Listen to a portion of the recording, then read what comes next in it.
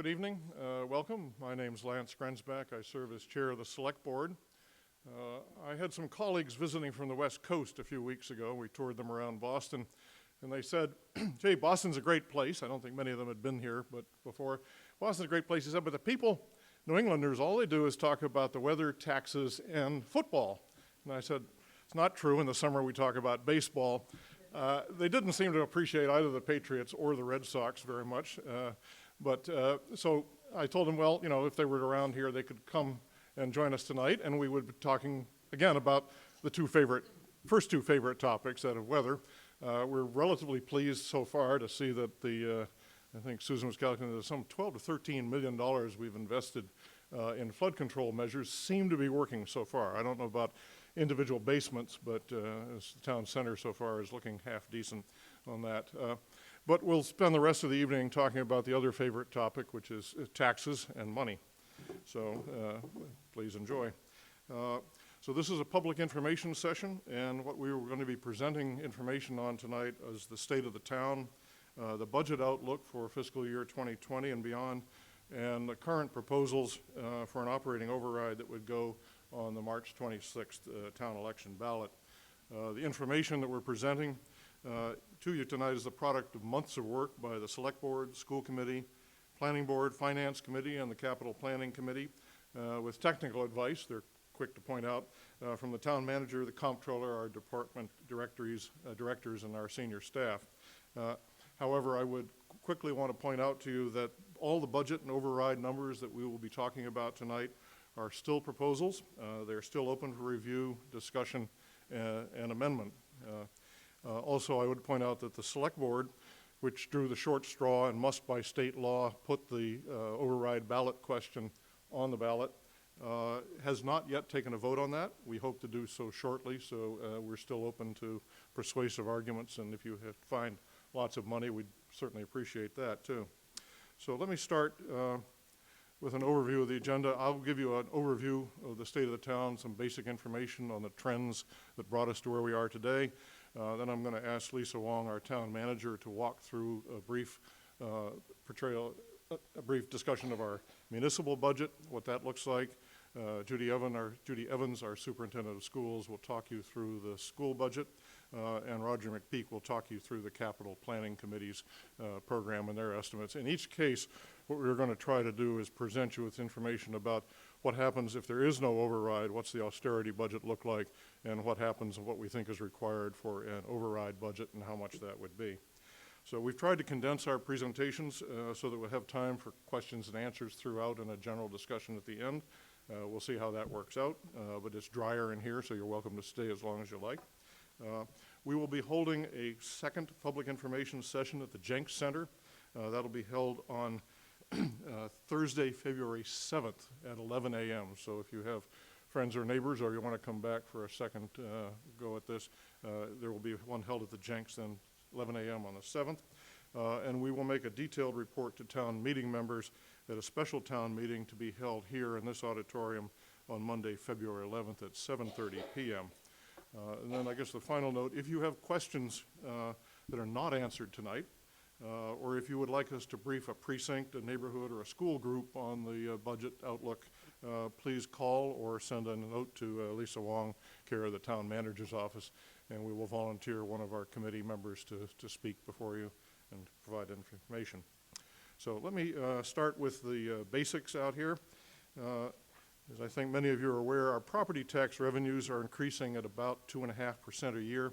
That is the maximum rate that's allowed under state law, under Proposition 2.5, without an operating budget override vote. So you're going up at 2.5, and that's the maximum allowed for the property tax side of it. On the other hand, expenditures, however, have been increasing at about 5% a year, higher and lower in a few years. And that's pretty much the direct result of seeing more residents, more students, more classrooms and teachers, higher health care costs over the last 10 years.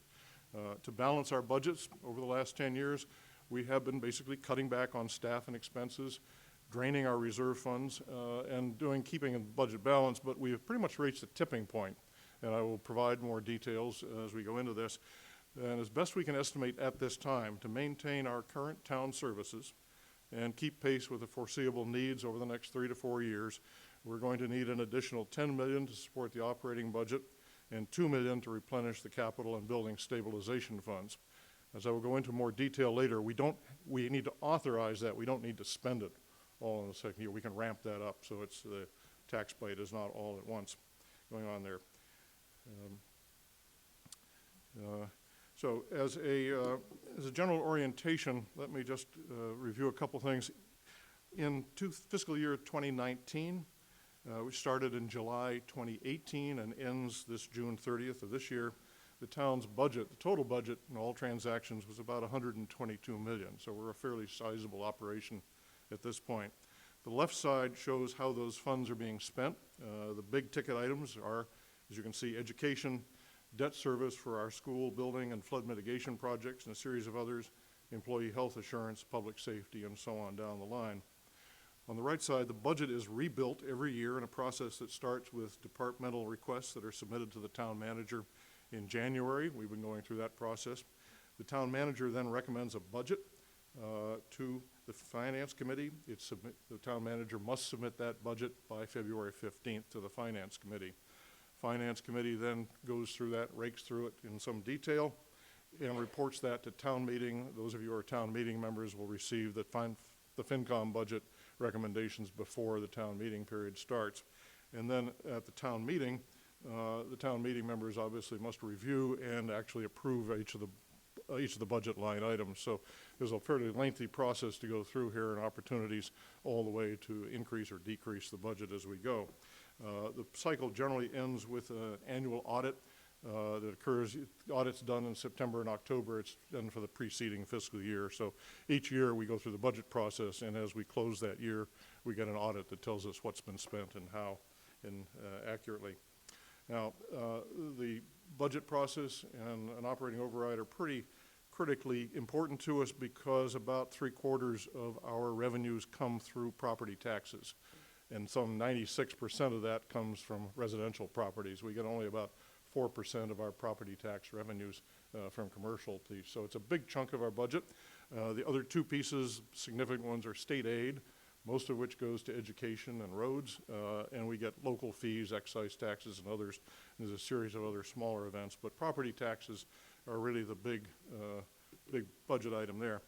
The town has voted operating overrides about every 10 years. Some numbers further on. A operating override funds a permanent increase in the town's property tax revenues.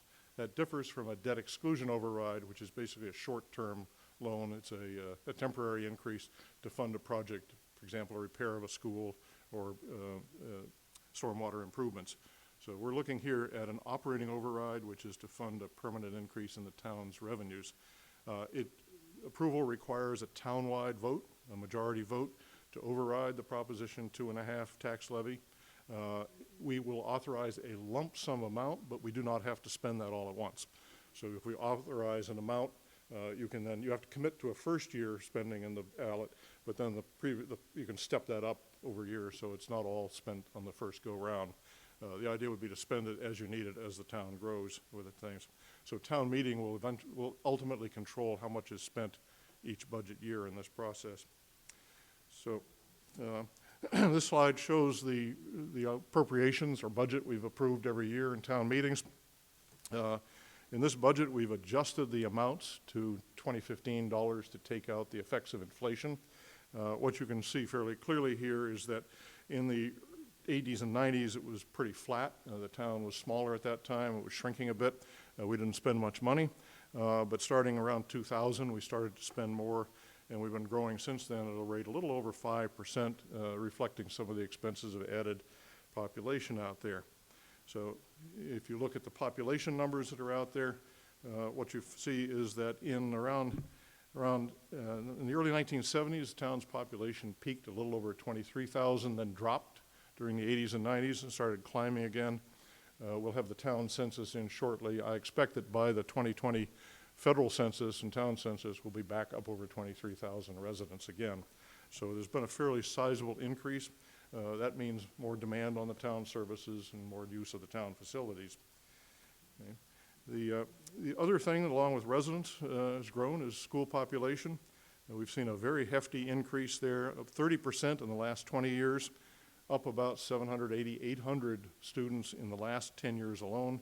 And the forecasts are out there between 500 and 700 students moving in more. So we have residents coming in, you people who, all these people in Winchester who decide they want to have children, and then they think they ought to educate them. And so we've seen a considerable increase in this pattern out here. This is reflected in our budget.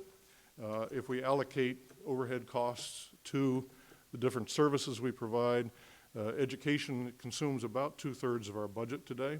So education is basically Winchester's major industry, and the value of that system is reflected in the higher property values that Winchester enjoys compared to other towns of similar size and similar volumes out there. The other place where we've spent considerable money in the last years is on capital expenditures. Much of this has been to replace and repair facilities that were under-maintained in the 80s and 90s when the town was shrinking and was avoiding any tax increases. Most of those major improvements that you see here that you're familiar with are improvements that were funded by very specific debt exclusion overrides. Those were the temporary tax increases. However, the maintenance of all of these projects and all of our other facilities, and we do own a lot of old pipes and water facilities and others, the maintenance of that is funded out of appropriations from the operating budget that go into our capital and building stabilization fund. So there's the money that comes out of the operating budget goes into capital, and building stabilization is primarily used to fix and maintain our buildings out there year to year. So you have more years of wear and tear on the building. If you don't do your maintenance, it costs you more in the long term.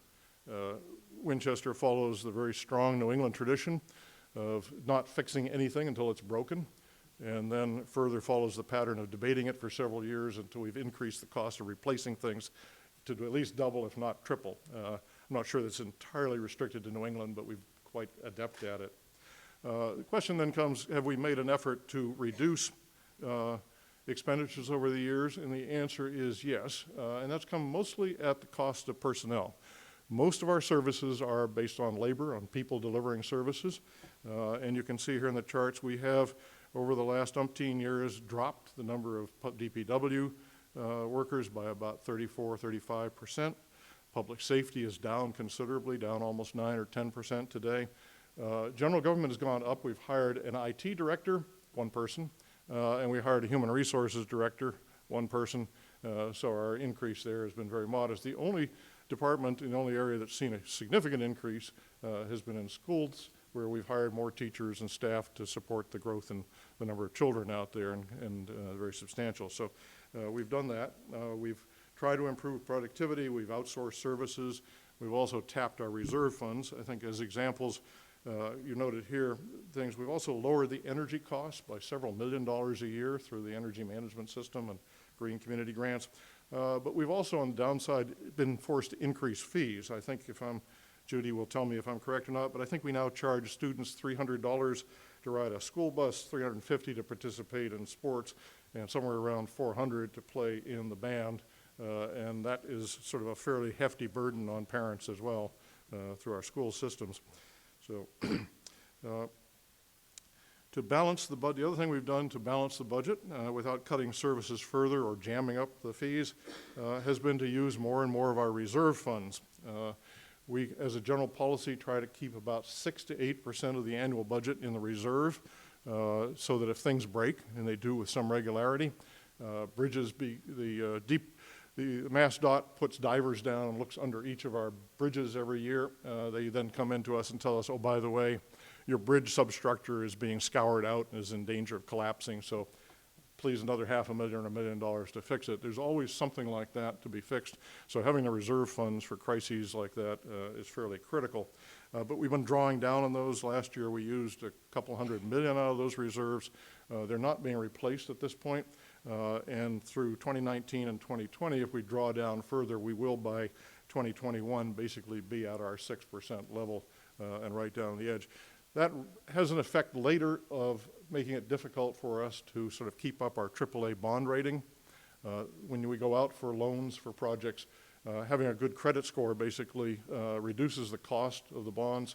When we went out a year or so ago to get the bonds for the high school, we got a rate almost, I think it's about 3%, Stacy will remind me, but, and they bid us another $4 or $5 million in premiums to get our work.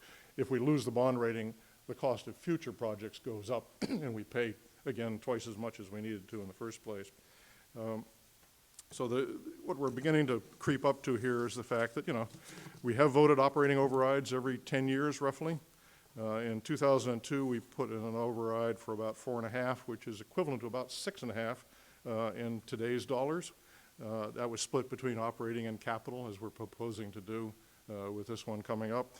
In 2008, we voted a smaller one, about $2 million in current dollars. If they'd voted that, if they'd tripled or quadrupled that, we probably wouldn't be here tonight with quite the same problem, but those are things. So it's been 10 years, and again, as I said before, to keep up with the next, at least the next 3 or 4 years we know about with expenses and the volume of school children, we're looking at something in the range of about 10 for operating and another 2 for the stabilization funds.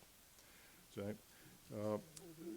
What would happen if we were to vote that was the black line is the tax levy limit. Under state law, you can vote to raise the tax levy limit, but you do not have to spend that, as I said earlier, all at once. You can step it up. So we would be doing something like that with this proposal. It would be up to town meeting to decide how much or how high or how low that blue bar would rise initially, but we would not be taxing people until we actually appropriated the money and spent it there. So if we vote an override, the residential tax rate would obviously go up. We are really quite low at the moment. This is 2018 dollars for which we had comparable data. It would bounce it up to about the mid-range of what people considered to be the set of comparable communities out there. So it would be sizable. Because the value of Winchester houses are high, the assessed value of the tax bills are fairly substantial. So we'd go from about the middle of the pack up several steps. If it makes you feel any better about it, we would still be below Lexington, Concord, Wellesley, Lincoln, and Weston. But moving to Lexington wouldn't necessarily save you any money because their average tax bill is still higher than Winchester's, so things like that. We would do that if you, just some beginning numbers, the tax bill for an average family home, initial estimates, would increase from about $12,000 a year to a little over $13,000 over the years. This would set us as above Arlington and the others, but below those things. In round numbers, if you owned a single family house assessed at about $500,000, you would be paying another $500 in the first year, stepping up to about $800 over that period at the end. Those numbers are something we have to iron out and figure out how to allocate it. We also have the option of taking some of the reserve funds and cutting down those first year numbers a little bit so the tax impact is less pronounced. And it ramps up fairly steadily there. If your home's assessed at $1 million, which is about the Winchester average, then you would be looking at paying another $1,000 to $1,100 in the first year, and that would then step up. So again, the compensation here is that these values, keeping the school system up, keeping the town services going, are reflected in the higher property values. So if you decide to cash out, move out of Winchester, you get your investment back. So we have a choice to make, the details of which will come to us shortly, but on the 26th at the ballot. With an override, we can basically maintain our current services and keep pace with the growth we're seeing. That means keeping up with school enrollments, maintaining class sizes, updating our educational programs, which are, Judy will explain, are beginning to lag a little bit. Keep enough police and fire personnel to meet accreditation standards. We've cut them back down to the point where it's really at the bare bones. And we want to complete the flood mitigation program that's out there by putting in the Morocco culvert. And we'll have more details on that, you're going to look at fewer teachers, larger classes, smaller DPW, police and fire departments, higher school and town fees, more potholes, fewer traffic safety improvements, which we badly need, potentially the loss of a AAA bond rating and higher borrowing costs, as I mentioned earlier, and the risk of lower property values, which I presume no one wants to put up with.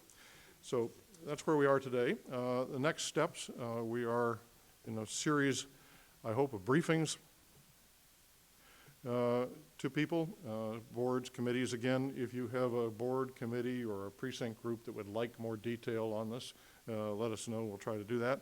The select board by law must vote the override question, and we will probably be doing that in early February once we we're squirming around trying to find the proper number that doesn't shock us too much, but might get passed. It's very difficult.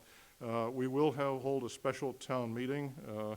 We do not, by state law, need to have town meeting approval for the override. That drops to the selectmen, but I think it's been Winchester's pattern and time to bring all the information to town meeting ahead of any votes, partly because town meeting members are the ones who are most likely to follow the town issues. We'd like them all to be as well informed about it, and clearly all of them have to vote on March 26th, so we will be, we've arranged with Peter Haley, our moderator, to host that at 7:30 on Monday, February 11th. It will be as a form of a briefing and a report to the town meeting because there's no technical legal vote that can be taken, but we wanted to make sure that town meeting members are as well informed as we are at that point. Town manager will submit her budget to FinCom on the 15th, and then the override question would be decided on the 26th. Those of you who are in town meeting, you would be, as in the first Monday in May, which I think is May 6th, it would be at that point that town meeting would take up either an austerity budget if the override fails and basically look at the cuts, or an override budget that would fund the town for the next 3 years, and the town meeting would have to decide exactly how to allocate that. So with that, I'm going to turn the microphone over to Lisa. I've asked Lisa and Judy and Roger to give you a very short, more detailed picture of what happens within the town, school, and capital programs to give you a sense of that. But thank you very much.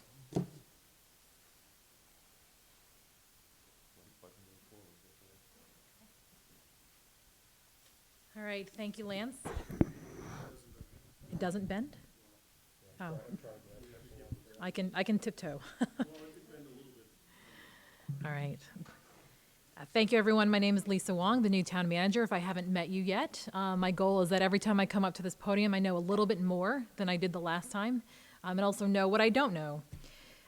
So what I'd like to do is I'd actually like to put the budget in some context, and I first want to thank everyone, especially in the front row here, who's tolerated our accelerated budget process. The timeline that you see up there, where we asked departments about their budget in January and submit something in February, was not only accelerated and started in November, and we've been working on the budget over the holidays, but we're asking people to produce 2 final budgets. And to produce 2 final budgets, you're actually producing an infinite amount of budgets in between to try to get to those 2 numbers. So the most recent current fiscal year, in fiscal year 19, it's about a $122 million budget. Fiscal year 18 is $115 million. So that's about a 6% increase from fiscal year 18 to 19. So this is the most recent budget that you're familiar with.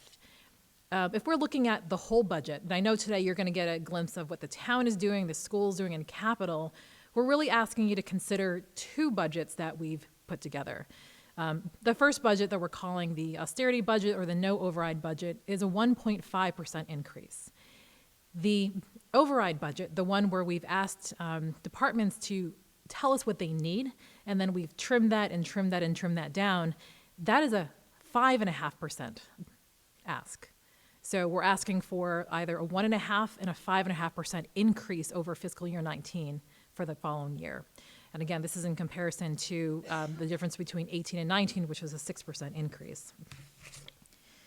Okay, so to go into the town budget specifically, I'm first going to present, it's going to be 3 slides. I'm going to talk about the no override budget, some of the implications. I will then talk about the implications of an override budget, and then there'll be a summary sheet, primarily looking at personnel impacts.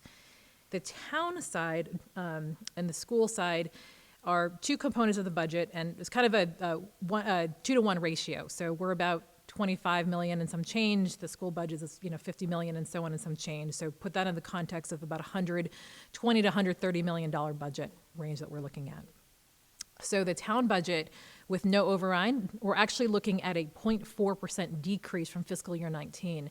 Unfortunately, that really has a number of either reduction in services or line items and a reduction in overall staff totals. So it looks like a level funded budget per se, but to have level services, because there is a lot of either contractual increases or increases that are beyond our control, anything that's either a decrease is a true decrease, in that we have to unfortunately have some negative impacts. So the shortfall, if we were to look at level servicing from the previous fiscal year that we're in right now to the following year is about $1 million. And you'll see that on the school side as well, because when we talked, and we've been sort of talking early and often, we said we're going to sort of look at $1 million cut from the town side, $1 million cut from the school side. The impacts would be, as you can see, it would reduce response times to emergency because we would be reducing personnel in both our public safety departments. Our police and fire would see reductions, and we can talk a little bit more about those specific impacts as this goes on.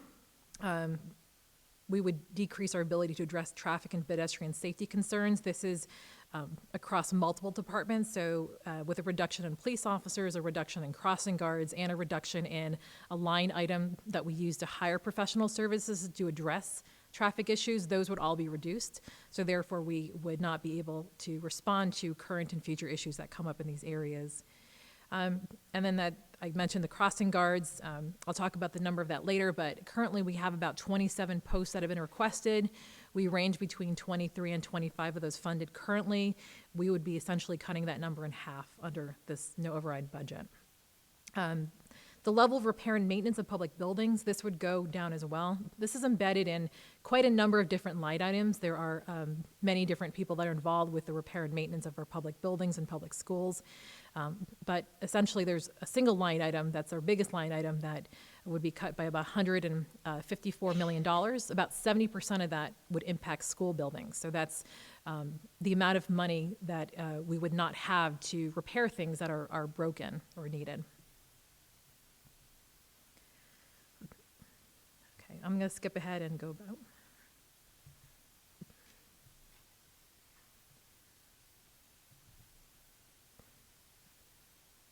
Okay. The no override budget would also impact some line items that are targeted at repair and maintenance of the things that are not buildings. So those are embedded in different line items. So any road projects we have, sidewalks, street lights, traffic signals, anything that you can kind of see that's publicly owned that are not buildings, those would be encapsulated in those line items. That would also see a pretty significant reduction as well. The maintenance of parks and playgrounds. So we have temporary help, actually 15 to be exact, that come in on a seasonal basis and assist our Department of Public Works that works year-round in maintaining parks and playgrounds, especially when the weather's better. And also during the summer months, this additional help helps to do a number of school projects that are a lot easier to do when the kids are not in school. We would actually be reducing all 15 of these part-time help. In the police department, we would look at the elimination of the K-9 unit. So this would not be a reduction in the actual officer. This would actually be just taking away the stipend, training, and other additional components for this particular unit. Pest control programs. I don't know if you're familiar with the pests of Winchester, but I'm sure you're familiar with those in your home. But we have pests like ticks and Canadian geese and a number of other things that I never really thought about, but spend some time in the health department and you will learn a lot about what they do. And we're thankful for what they do because we don't have to think about it. But just when I met with them and we're talking about the various things they do and some of the things that we have to be cut, you know, some of the bigger items like Canadian geese, you know, they don't bother us until they do. But these are some things that we're looking at very carefully. Matt right here, I've asked him to look at carefully reducing his budget and what that would mean.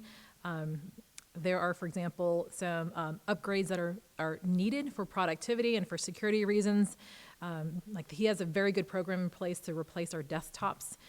We would be reducing that particular program by about 25 desktops a year. So 25 people per year would not get the new physical equipment and all the software and so on upgrades that go with that. I should also note, too, that we've, you know, we're very, very concerned about a lot of security issues. So a big part of our budget is not just the hardware, but it's everything else that either the programs or the services that we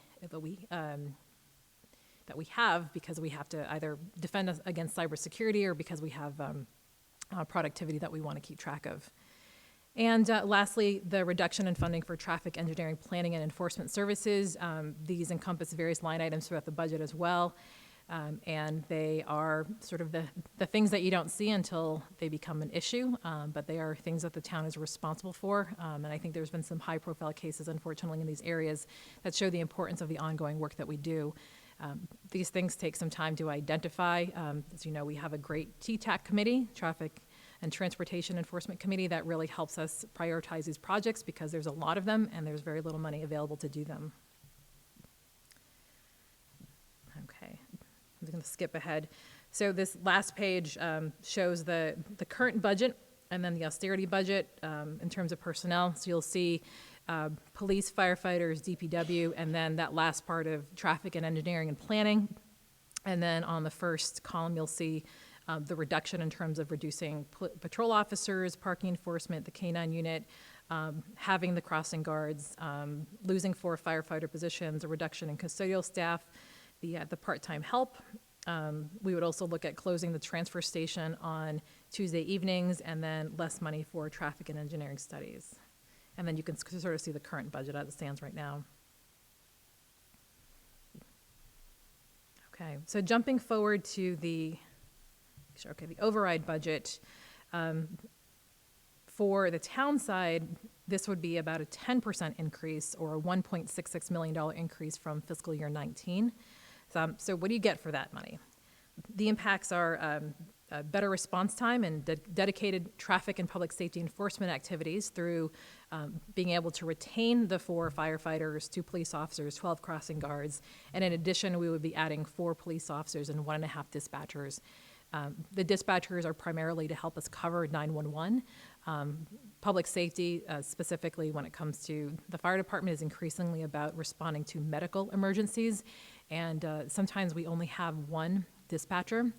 That 1 dispatcher not just receives calls, but also is oftentimes on the phone with the person requesting help, walking that person through what they need to do, as well as communicating with our public safety officials to make sure they're going to the right area.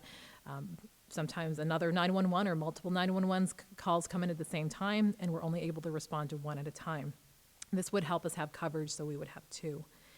The additional 4 police officers, these 4 patrol officers would do a variety of things. 1 in particular would be a dedicated school resource officer for primarily the elementary and middle school level. The other 3 officers would be patrol officers, including 1 that would be in the detective unit. The other 2 would be patrol and would help significantly with traffic enforcement and other issues. There are times where our police department, they have 3 shifts. Sometimes they only have 3 officers on duty. When we respond to emergency, especially at Winchester Hospital, which happens frequently, we will have 2 officers respond, which only leaves 1 to deal with everything else in the city. We would retain Tuesday transfer station hours. We would also increase the building and infrastructure repair and maintenance. So not only would we retain the maintenance funding and that 1 custodian position, but we would also add 3, it's actually 3 maintenance positions. It's actually 2 custodian positions and 1 higher level technical maintenance position. The 2 custodians would be at McCall and the high school, respectively, to address the increased space that we have. And the other one would be kind of a higher grade individual to address the new technology and high efficiency equipment that a lot of our equipments are now have. And our current staffing is really not trained specifically to deal with those advanced systems, so we would hire somebody with that particular technical capability. And last but not least, we would be looking at additional $55,000 for traffic engineering and planning enforcement activities. So as you can see back to this slide, we're now looking at the last column here. Compared to the current budget, these would be the additions.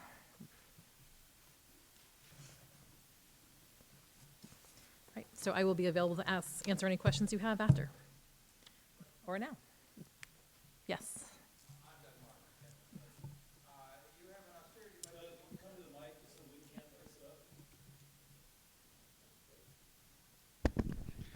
Doug Marmon. You have an austerity budget at 1.5% and another budget at 10.5%. Is there nothing in between? And why, if we're going to get 2.5% tax rate plus new growth of another 1.5%, do we have an austerity budget at 1.5%? Why isn't it an austerity budget at 5% or 4.5%? So I just want to make sure we're not mixing apples and orange and then try to get to your larger point. So the total budget, the total town budget that would include town, school, capital, as well as other things like the debt we've incurred, health insurance, energy costs. So those total budget numbers we're looking at is a 1.5% and a 5.5% increase. So the town side is negative 0.4% and 10.4%. So I think you're looking for the difference between, is there something in between negative 0.4 and positive 10.4 on the town side? And are you looking for something to the difference between the 1.5 and the 5.5? I'm sorry, your austerity budget for next year has a 1.5% increase? Yes. Why is it so small? We're going to get another 4 or 5% increase in our tax revenues. Why is your budget not growing by that same size? Yeah. Okay. So to go through each line item, I'm not going to do that, but I will say here are the big things that are affecting the budget. So health insurance is definitely a big nut. We're anticipating a 7% increase.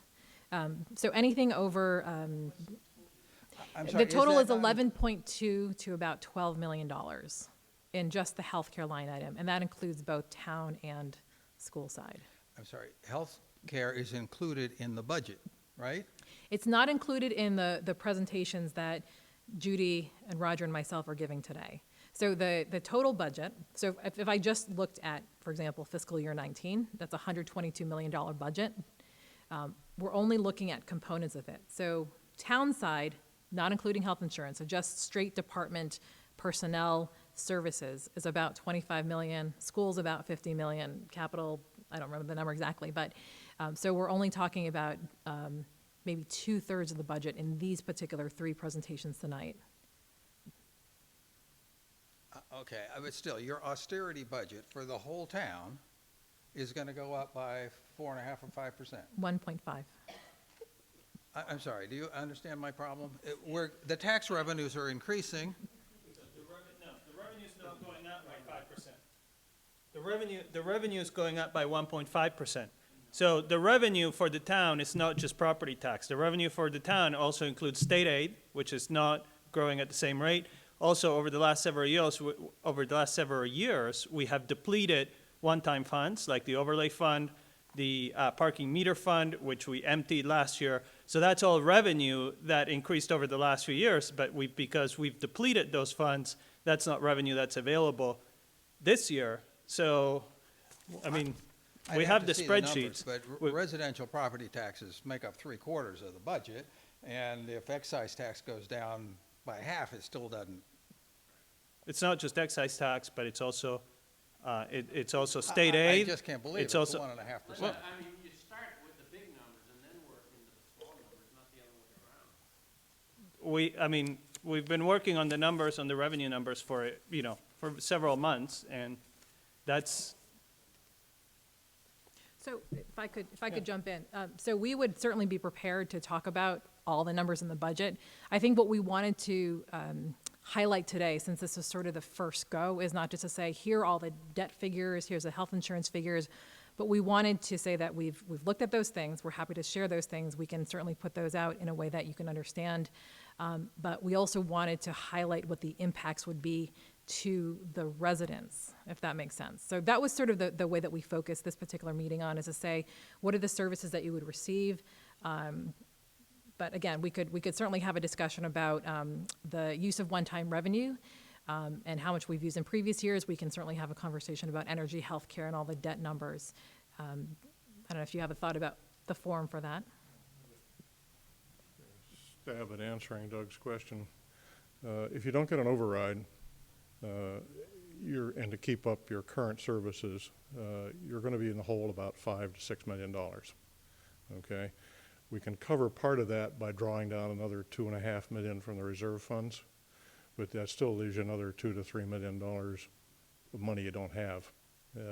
And the increase in property tax, the 2.5% increase in property tax, we've included that. So you get a 2.5% increase on your property tax normally.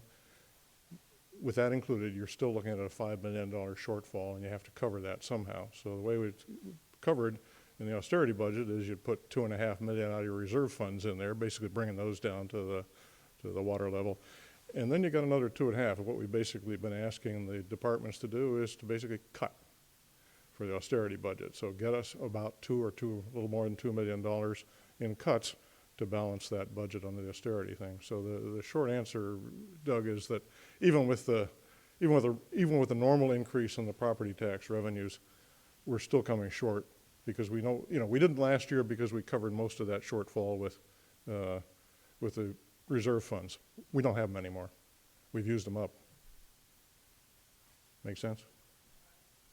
So a level funded budget is gonna cost us, $7 million, and we only cover, 7%, and taxes are only gonna cover 4.5%. Well, yeah, right. I mean, you're only going to cover, you only get 2.5% increase in your taxes plus a little bit of new growth revenue, right? And that's not covering the backlog we have. I mean, where the property taxes grow at 2.5% a year. If anything else grows above 2.5% a year, you're in the hole. And we've been covering that by cutting people, cutting services, sucking down the reserve funds, and making use. Roger, we've cut down to the point where we are about to lose our accreditation for our fire and police because we got so small. If you can find more cuts out there. Put up there that showed the 20 years of flat staffing. We haven't cut people. I've been here. Well, Roger, I'm sorry, but we have cut people, and we have reached the point where the only staff you're going to cut are largely going to come out of the schools.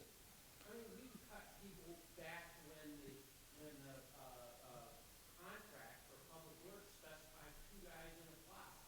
So those have gone, right? There's, Long time ago. if you want to give up snow plowing services, you want to give up your road repair services, we can cut them further. That's going to be the question the town's going to ask. Cut the director of technology 4 or 5 years ago. Just to be clear, there have been cuts on the school side, not maybe widely talked about. We lost our director of technology. Yeah, but not net cuts. Yeah. Well, if I remember correctly, you were supposed to actually call my office and schedule a meeting with me. So, and you haven't done that yet. So I have all the numbers.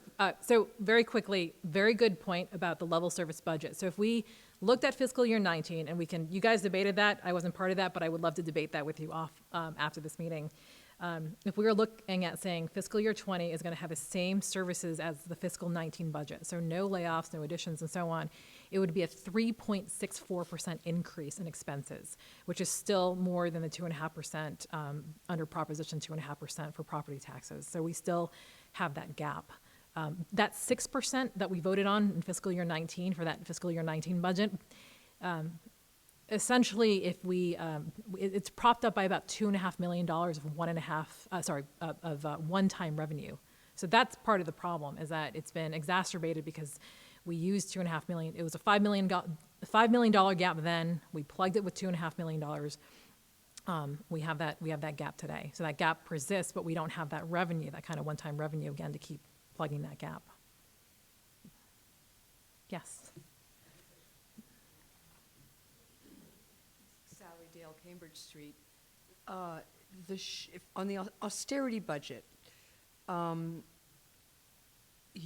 a shortfall of $988.3 thousand.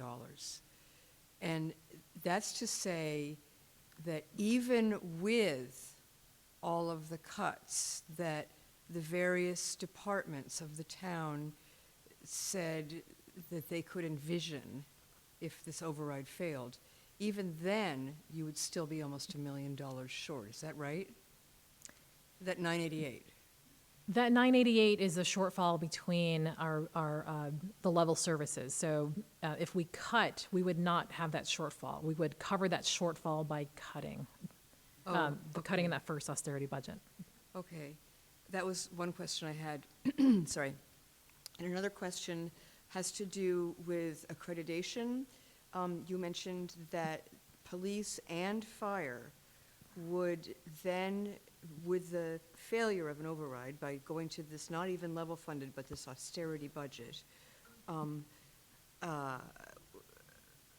so we wouldn't have that 988 shortfall, that the accreditation of police and fire services would be lost? What does that mean? And that's all I had. Maybe Lisa can cite the numbers. The police and fire, the National Association, set what they think of as appropriate standards for number of officers given the population and size of the area. Same for fire. You look at the number of buildings and the age and things like that. How many firefighters do you need? What sort of equipment do you need? Right now, I think both our police and fire departments are right at the line, you know. But what's happening is basically with the cuts, we're basically going to have to chew off a few more people. And so, you know, does it mean that the police and fire don't fall off the end of the world, but it means we're understaffing for the size of population and the size of the town we're at. And as Lisa was explaining, you know, if one dispatcher is on the phone, we don't have anybody to cover, that call goes unanswered.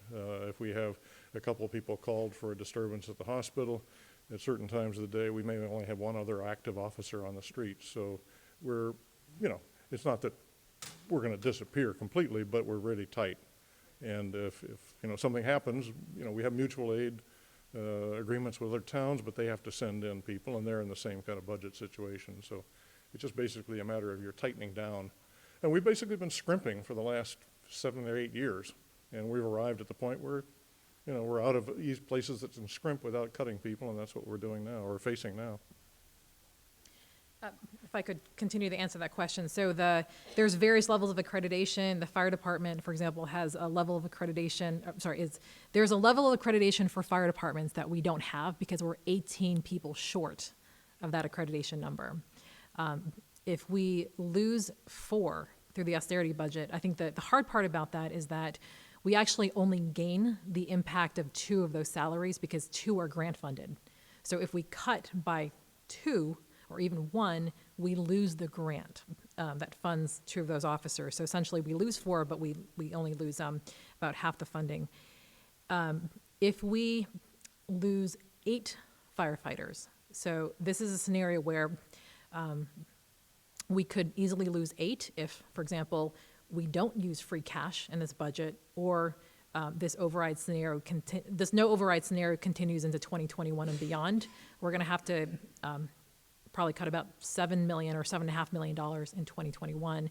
So if we lose 8 firefighters, then we are likely going to lose our ambulance service. If we lose the ambulance service, that's a big issue for our community. So accreditation aside, that's sort of how I'm viewing trying to find maintenance for our public safety departments. Right now, the number of personnel is not a direct line to the sort of the manning numbers we have, because we are oftentimes we're filling positions or filling engines with overtime, because we actually are short-staffed with the current budget. So you'll see a lot of positions that are filled with overtime itself, both in police and fire. For the police department, you know, one of the primary issues is that a lot of the calls are complicated, and when you only have 3 and you have 2 on 1, that only leaves 1 available. I think we never want all of our officers to be occupied so that no one is able to respond to anything that that occurs. The police department does have a level of accreditation. I actually don't know how many like we could lose or lay off to lose that particular accreditation. And that's not as important to me. It's more like, do we have the number of people available to respond when people need it? Yes. Heidi Driscoll, Greystone Circle. You said for the level budget, it was just over 3% if we were to keep it the same as 2019, or close. I think you had said it was right over 3%. Yep. I'll give you the exact. It's 3.64%. Does that include enrollment increase at the schools? So enrollment increase, obviously, is the enrollment's going to go up. Does that include that as well, or is it just to what it is this year? Yeah, it doesn't include enrollment increases in terms of additional teachers and so on that are unrelated to special ed mandates, and Judy can answer that. So it doesn't. There are special ed mandates and aids and so on, you know, based on you know, people's individual work plans. IP, IPs, I'm thinking departments or individual work plans. So those are things that are mandated. So those are the only things that account for the increases in their particular budget that goes into that 3.64%. Okay. There's some hands over there. Hello. We actually were looking at the numbers here, and I know it is confusing when you think Prop 2.5 allows property tax revenue to go up 2.5%, and then you hear a 1.5% austerity budget. That seems incongruous, right? But so yes, the property tax levy is increasing by 2.5%, but then there are other revenue components that either aren't increasing that fast or are actually going down on a net percentage basis, right? So debt exclusion revenue is going down, building and capital stabilization revenue is going down, and then new growth revenue is actually, we're showing some decline from year to year, so that the net or the weighted percentage actually that you have available is down to about that 1.5%. I think, Roger, from your perspective, I think it would be for anybody who's interested, it would be very helpful to see all the numbers in detail, and it sounds like Lisa is certainly willing to do that. When FinCom gets more involved at that level, we certainly can do that as well. I'm sorry, yeah, Aaron Cotillo, Chair of the Finance Committee.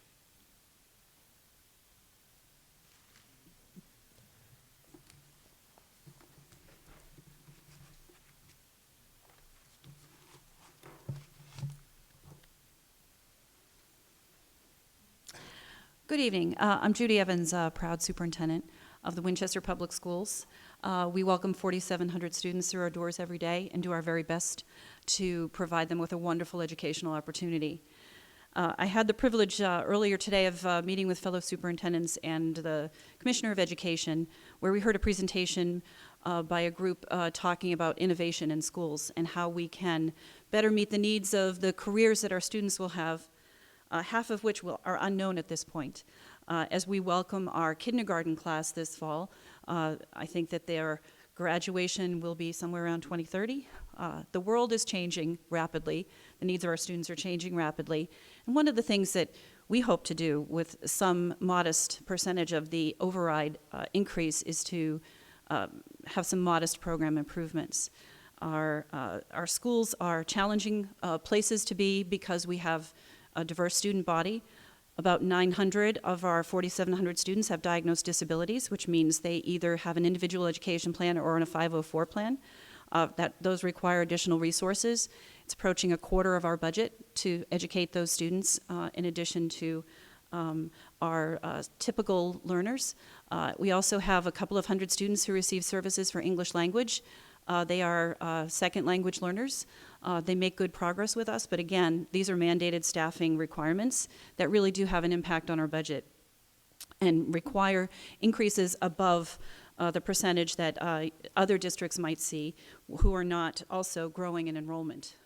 Our enrollment has been growing, and if you want more information on anything related to the school district budget, we have a school committee page on our website that has FY20 budget information. Chris Nixon did a great overall presentation, that's there. Also more detailed presentations that we did at our public hearing on the budget. You can check those out and get more details. One of the things that people ask is, how sure are we that our enrollment is going to continue to grow? As Lance spoke about earlier in his presentation, we continue to grow at about 1.5% to 2% per year and have for the last several years. When we were doing our school master plan and talking about what additional classroom space we might need, we were looking for a second source of validation, and the UMass Donahue Institute did a very detailed analysis for us that confirmed that we're one of the few districts in the state that will continue to grow over the next decade. So what we try to do each year when we plan our budget is to request enrollment-related teaching positions and also special education positions. And really that's all we've been able to afford. Our initiatives have been deferred year after year, and we've been unable to offer our students some of the things that students in other high-performing districts have access to. And I'll talk about those in a minute. So our austerity budget is about $1 million short from what we need just to maintain existing services. And this obviously is something that is going to be difficult for us to face. It's a 3.8% increase over the current year budget, and you might say, well, why is that? Some of it is mandated contract-related increases. A large part of it is special education increases for our students who are both in district and in out of district placements in special education, specialized schools, and transportation for those students. And no other additional, in the 3.8% budget, no other additional staff for enrollment, which naturally will mean increased class sizes. So this, in order to meet this slightly under $1 million target of reduction, we need to cut 15 to 18 teachers. And as you might imagine, those can't be special education teachers or English language learner teachers. They're regular classroom teachers, primarily at the elementary level, because our middle school and high school classes are already oversized. We're unable to offer all of the courses we'd like to at our high school because we don't have enough teachers. And many of our middle schoolers are in study halls. And so the experience of our students is not what we'd like it to be. And under an austerity budget, it's even significantly impaired by cutting 15 to 18 current teachers.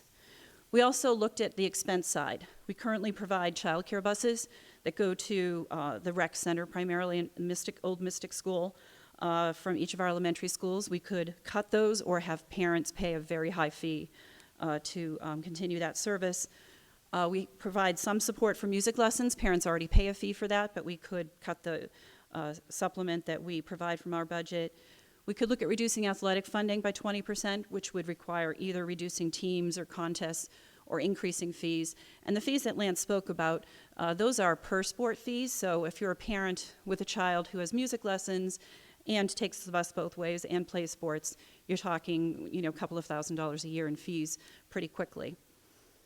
We are looking at reducing book supplies and technology, and those accounts have been level funded for several years. When I look back at what we've been able to achieve in technology or innovation, really, I just say a little prayer of thanks every day for WIFI. Without WIFI, our parent organizations, INCA, John and Mary Murphy, we would not be able to innovate at all in the district. And so those funds really support innovation. We are only providing the very basics in terms of books and supplies. And under an austerity budget, those would be reduced a bit as well. Our average class sizes would increase. Right now we have very favorable class sizes, somewhere around 20 students per classroom on average. K to 5, higher at the middle school and the high school. And those class sizes would necessarily increase. The pain would be felt most strongly by the elementary level because we simply don't have a place to go at middle and high school as easily. And course offerings at the high school would be obviously reduced as well. So the override budget would really provide for our needs, both in terms of enrollment, and adding some additional positions that we've deferred adding for the last few years, making modest program improvements, avoiding layoffs, and some of the layoffs that we've had in the last few years have sort of been behind the scenes, reduction in clerical support, not filling positions where we could do that in order to hire teachers for the students who come through the doors every summer, and especially for middle and high school, that's an increasing number of students. Our district is very high performing. Our students do a great job. Our community is very supportive, and parents and students have high expectations for what they're able to achieve here. And so that's why people are drawn, I think, to Winchester, and why our enrollment continues to grow K through 12, not just people moving here for kindergarten.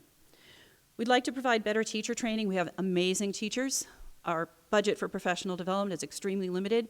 Here's another place where we heavily rely on WIFI and other grants. That's not a good way to ensure that our teachers, many hundreds of them, are able to maintain their skills and continue to prepare our students for the future. We'd like to offer some performing arts, middle and high school, a little bit more technology support in terms of teaching at the middle school, and PE teachers. Our PE classes are very large. That's a 6 through 12 edition. And the one really important improvement is adding a non-Western modern language to our program offerings in terms of world language. We'd like to bring that down to 6th grade. In every other district I've been in, world language study starts in 5th grade. So our students already are 2 years behind their peers. We'd like to add a Mandarin as a choice for our students. It's not only important to offer more choice, but offer some more cultural connection to non-Western cultures. We continue to see our students suffering from social emotional issues, anxiety, depression, hospitalization, suicidal ideation. Students today live in a very high-stress environment, high-stakes environment where they have high expectations for themselves, and many of our students and families need additional support. We don't have any adjustment counselors assigned to elementary schools. We'd like to add one per year for the next 4 years to have one at each elementary school.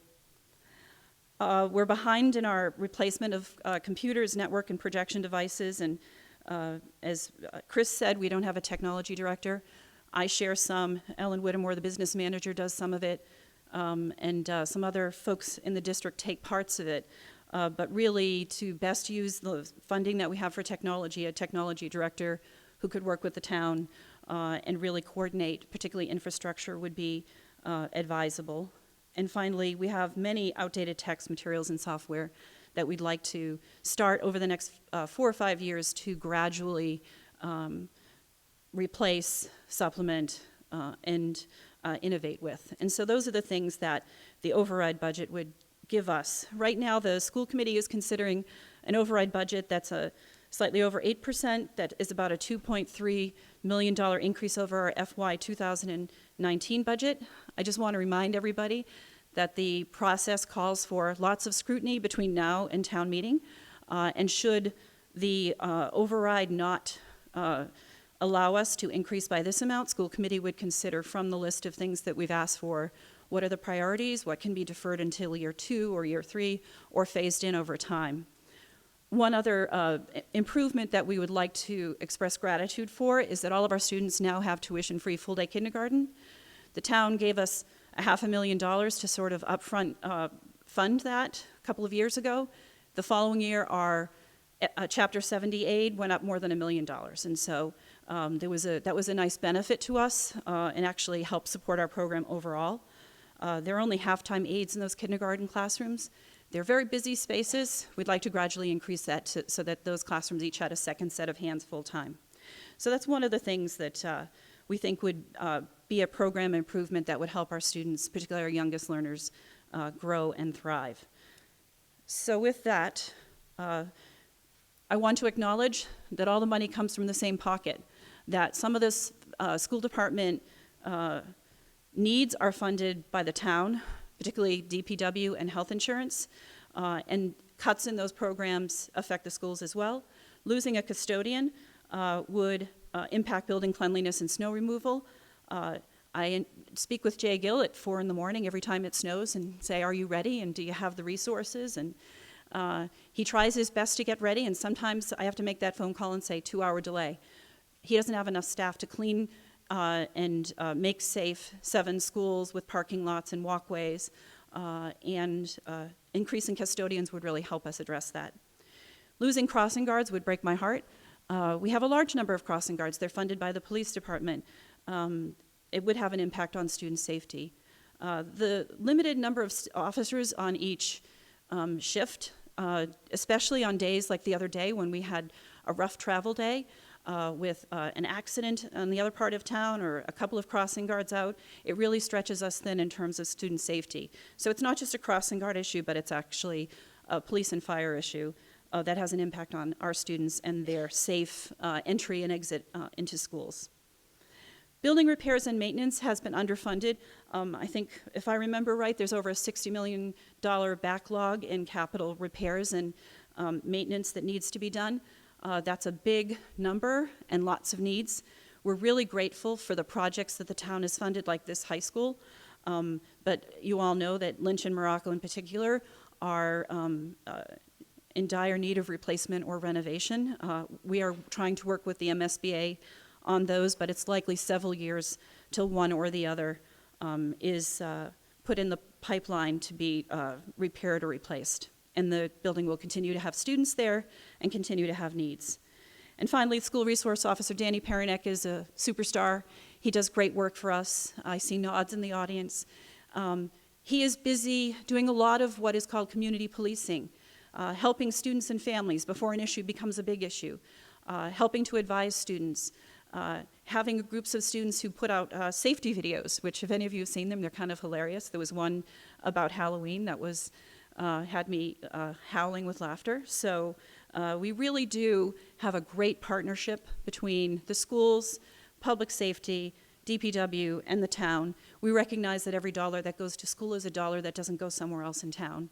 We're extremely grateful for what we're able to have. We just want our students to be able to have their minimal needs met with a little bit of innovation and ability to continue to improve. So I'd be happy to answer questions. I think at the end, Roger McPeak, I believe, is going to talk about capital next.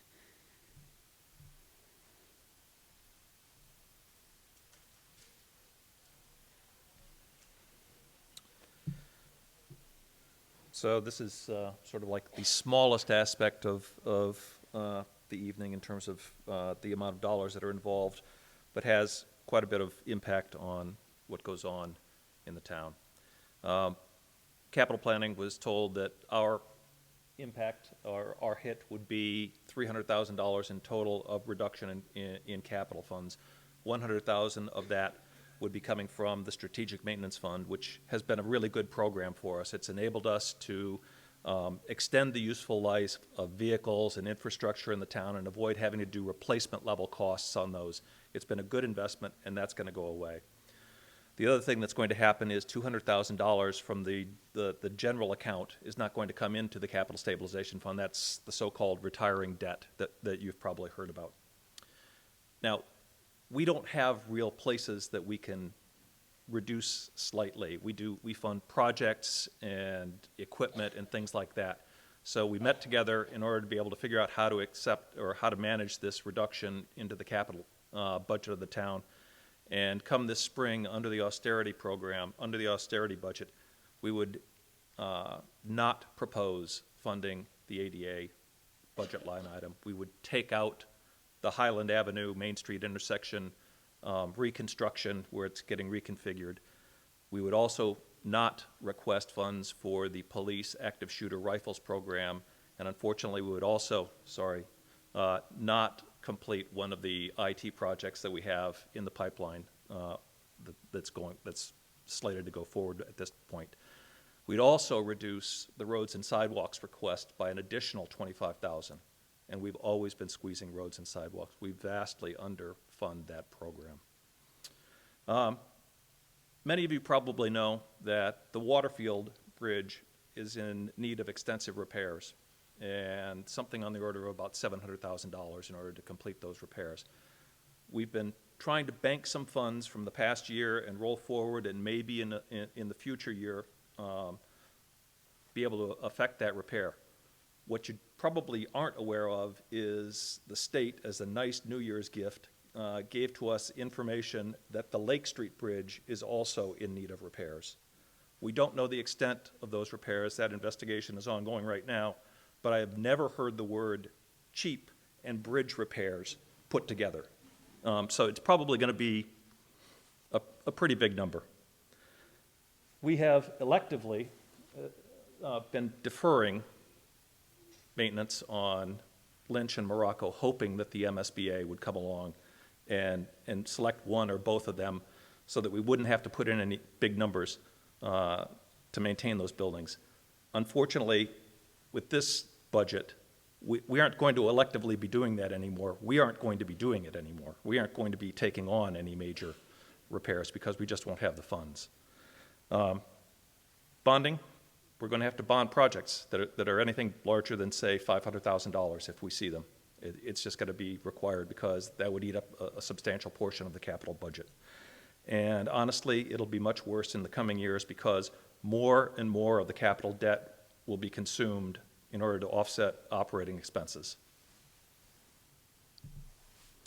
As Lance has mentioned, we're asking for an additional $2 million per year into the capital and building stabilization funds. The net effect of that, if we get back to it, is all of those programs that I've mentioned that we're cutting or reducing would come back in immediately, and at that level of funding, we would be able to manage things like the bridge repair projects and potentially expand the roads and sidewalks program as opposed to reducing it every year as we have been doing. We would be able to put in and sustain our schools until their eventual replacement by making good investments and smart investments. We probably would be able to avoid, you can never say nothing will come up that I won't have to bond it, but the size of the projects that we generally see, we would be able to afford those and pay for them as they were presented. And we'd also be able to start working on building down the capital backlog that we've built up over the years. If you take a look at the center column, the impacts, you can see that the nature of the capital projects that we have in town are almost always public safety related. It just goes into it. We're fixing roofs, we're buying fire equipment, we're fixing bridges, that sort of things. So it's almost always public safety related, and yet we already substantially under-expend what we should be spending on these projects. In the austerity budget, we lose $300,000 of an already feeble budget, to be honest, and it'll result in immediate project cuts that we will all feel. We'll feel more potholes. We'll feel the effects of these cuts immediately. The bridge repairs, there's no way that we're going to be able to afford those through the current system. We'll have to find something else to do it. Bonding's going to be required to fix at least one of those two bridges. And we're going to end up deferring and delaying more programs, and every time we do that, as Lance mentioned, we put it off and put it off until it costs 3 times as much as it did when we first knew that we should have undertaken it. If we can get some additional money, then obviously no cuts, and we can actually start taking on additional programs that would save us money in the long run. We never get to that point at this point in the process. We never get to the point that we are actually evaluating return on investment because we're just trying to keep our heads above water. We would have sufficient funds for the repairs that are known at this point in time. Not that something new doesn't appear every year for us, but we'd be able to make good progress, and we'd be on a pay-as-you-go basis instead of worrying about bonding. And we'd be able to get to the projects more quickly, which reduces their costs. Thank you.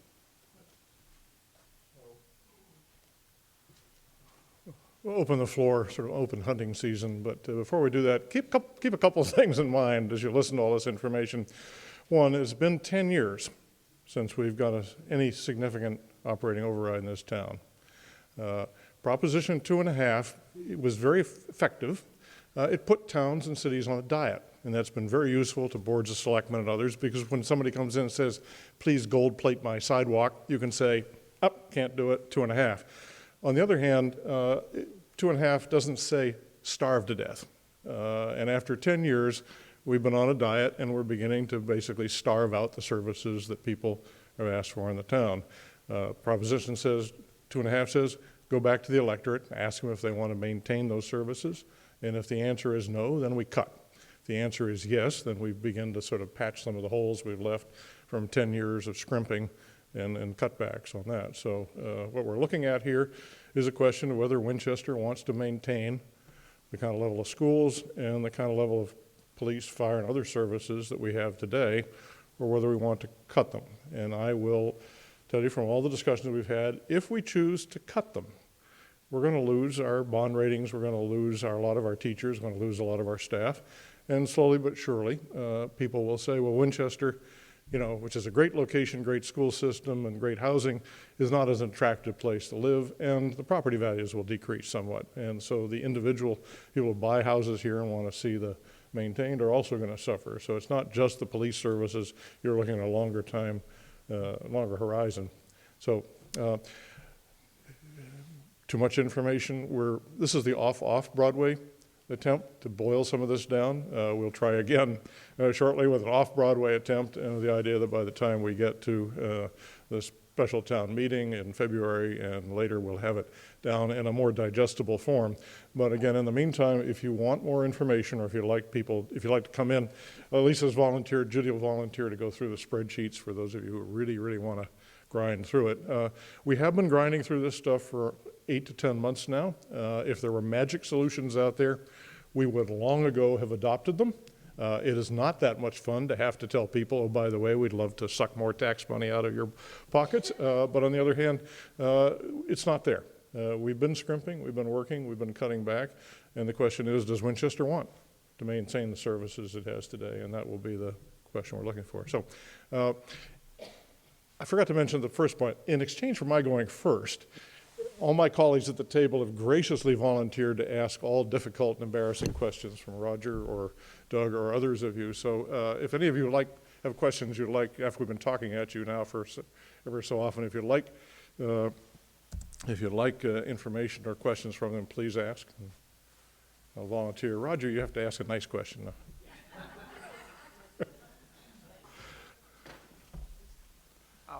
I'll start by trying to be nice. I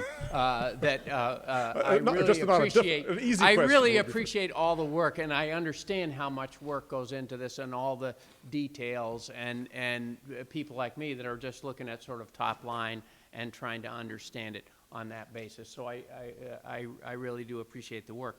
The last two overrides had some major improvements in financial discipline associated with them. The first one, we set up the funds for capital, and we dedicated all future revenues. We promised the voters that we would always fund those, what are they called? I forget. Stabilization funds.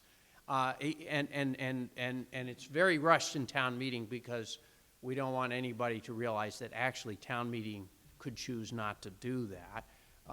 But we do it as a first order of business every town meeting.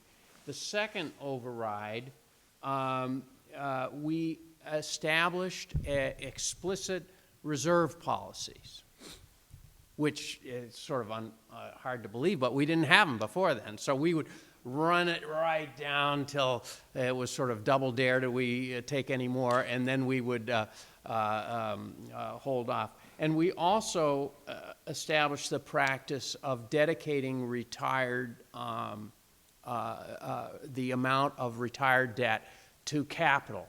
Very good disciplines. What discipline are we trying to establish going forward? I could suggest a few that I didn't get on the last override. One would be an explicit growth policy. I keep hearing, oh, it's been so terrible. We're scrimping and so on and so forth. Meanwhile, the budget is growing at 4.5%, 5%. Is that terrible? And if that's terrible, what is good budget growth in Winchester?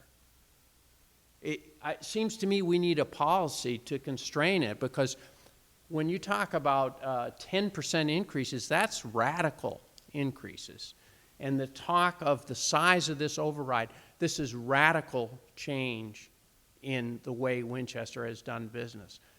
I think Winchester has been, especially in the past 20 years, very well managed and disciplined.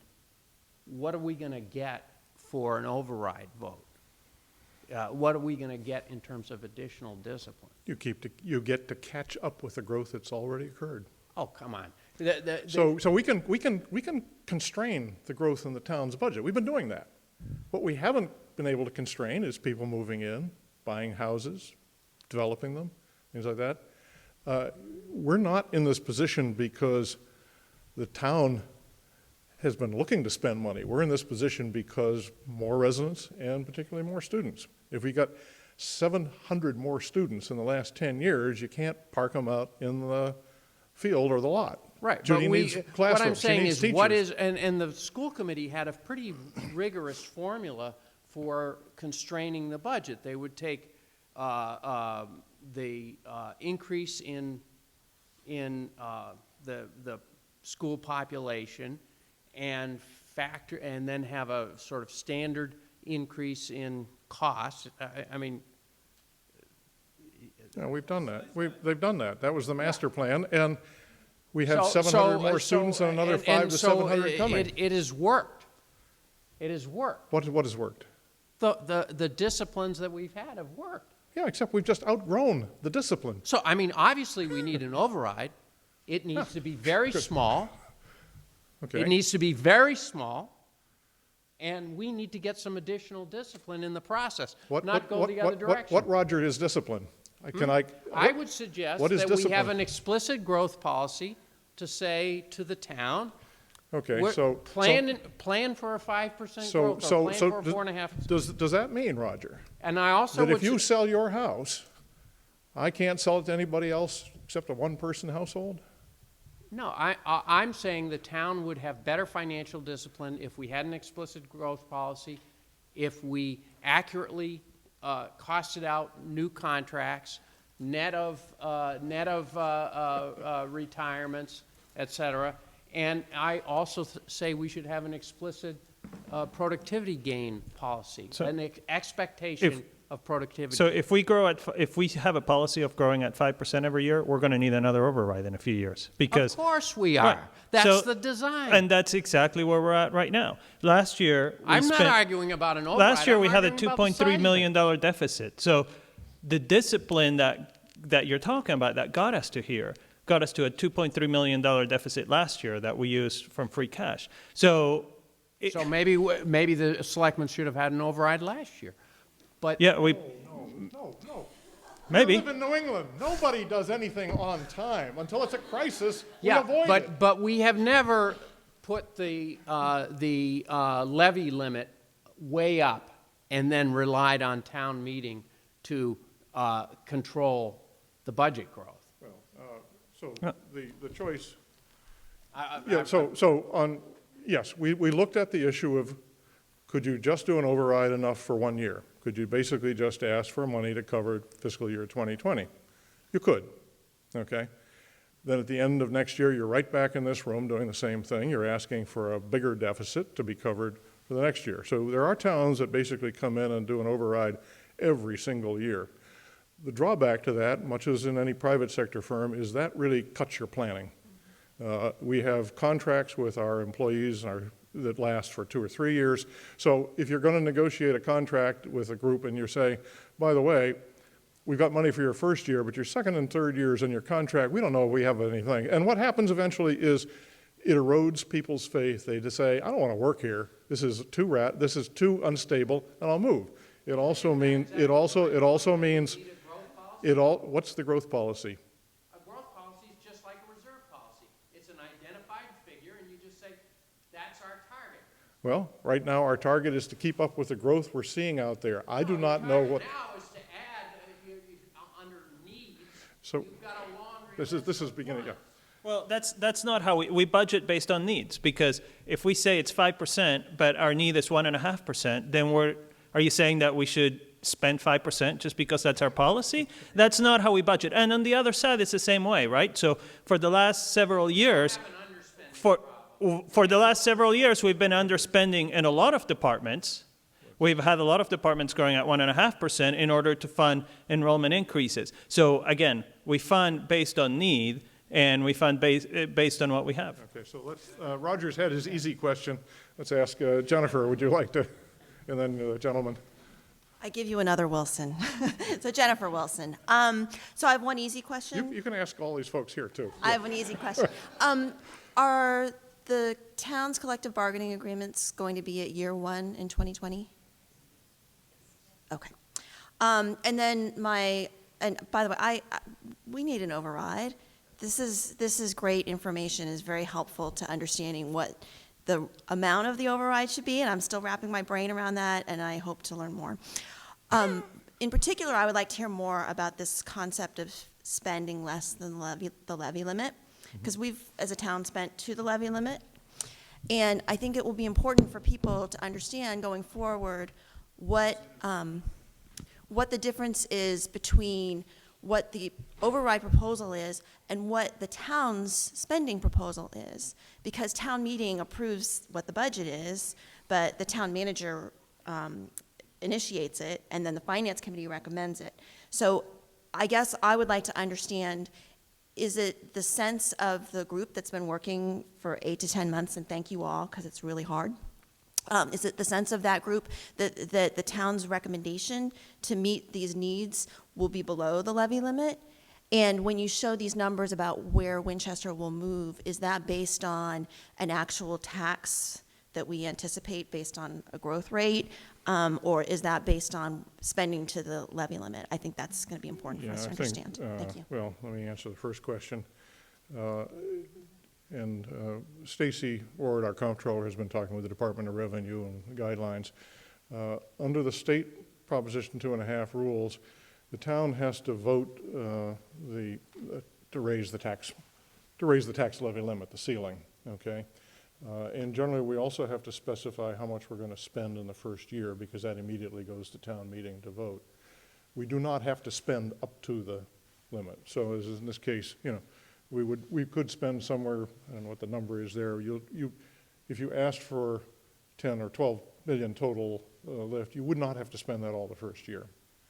We anticipate that we would not spend it all the first year, that it would ramp up as we have more students and as we bring people online. You could say, I want to only go up, and as Roger was suggesting, I want to only bring that red black line only up as high as what we absolutely need next year, and wait another year. And the problem with that is you don't have a 3-year planning window, and it makes it very choppy, and you have to go through this cycle again. So if we step it up, you'd eventually presumably get to 10. The discipline would have to be on the boards, the town manager, the FinCom, and ultimately on town meeting to say, yes, we know we could dip into the full 10 or 12 million, but we're going to basically ramp it up from year to year reasonably. I can't guarantee that will be done, but that would be the most disciplined way to do it. And just to follow up, the numbers that you'll be giving to the community over the coming weeks about what to expect in the coming years, will that be based on what you anticipate will be the proposed request? Or? Yes, I think, well, we could do both. But I think probably what I would do is, for the blue bar there in 2020, we would say out of the total override, we would expect to spend, I don't know, number 7 or 8 million of that. We would calculate the tax impact for people based on that. The Department of Local Services, Division of Local Services has a nice tax calculator, so you can just plug it in for Winchester and say, for a house worth 500, 600, 700, 800, so on, 1,000, exactly what the tax impact would be. And Dan McGurl, our assessor, can double check those and do it. So we could tell people pretty much how much it would likely go up every year, and we would like to step it up. The other thing that Mariano and the FinCom have been discussing is, could we basically buffer some of that by using some of the reserve funds? We don't want to spend it down below the 6%, but we could use some of the reserve funds to buffer those early years and say, we're going to smooth the curve a little bit more and keep the front end down. Does that cover the question? So we will know what that number is on the blue bar on February 15th, right? Because that's when the town manager submits the budget to FinCom. So there will be 2 budgets. One budget is going to be what the FY20 appropriation that is asked of town meeting is. So that would be the blue bar, right? And then the black bar will be what the select board decides that the number will be for the override, right? So those are the 2 numbers. Can I ask Judy just to speak what she and the school committee have done in terms of walking back some initial recommendations and requests that will actually step up to that levy limit? In other words, what you see for 2020 is not all the needs that we've identified. Could you just describe that effort? You have to push the button. A little trouble with our mics here. Got it? Can you hear me now? Thank you. A couple of thoughts on being efficient and effective in our use of funding. I think it's important that everyone in here recognize, and Chris made a very good point in his initial presentation at our budget hearing, that we are falling behind the state average in terms of how much we're spending per pupil. Our per pupil expenditure is in the bottom 15% of the state. 85% of the school districts in the state, the 350 odd school districts, spend considerably more than we do, and close to $3,000 per pupil more on average. And so I think that's good evidence that we are incredibly frugal and effective in our operations. I can tell you the Finance Committee every year scrubs our budget and everyone else's budget to the penny and asks really hard questions. And the hard thing about school department budget development is the great unknown. How many more students will be in our classrooms? How many more students will be identified with special learning needs? How many will have to be educated in out-of-district schools? And so we do our very best to build robust in-district programs to provide a great education for what is many millions of dollars less than if we were spending at the state average. So that, I think that's an important piece to consider. And the second thing you wanted me to talk about was? Describe how we've already begun to work towards that idea of stepping. Right. So So 20 doesn't reflect everything we've identified as needs.